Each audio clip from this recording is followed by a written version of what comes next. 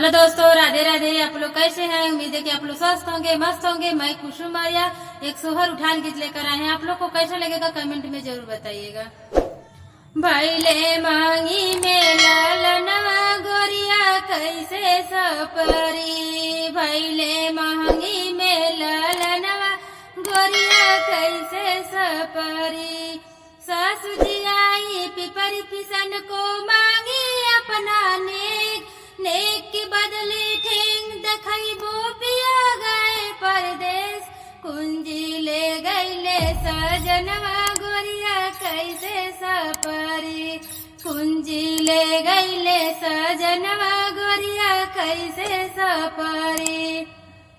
भैले मांगी में लालनवा गोरिया कैसे सपरी, भैले मांगी में लालनवा गोरिया कैसे सपरी। जेठरी जी आई लेडू बनन को मांगी अपना नेक के बदले ठेंग दखइबो पिया गए परदेश।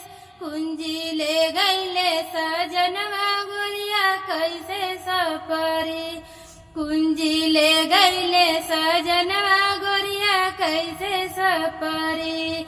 भैले मांगी में लालनवा गोरिया कैसे सपरी, भैले मांगी में लालनवा गोरिया कैसे सपरी।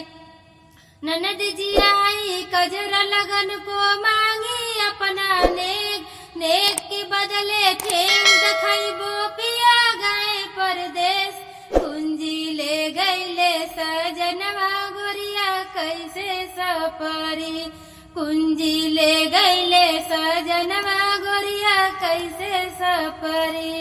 ये सोहर उठान गीत बहुत झकास है, आप लोग जरूर सुनिएगा।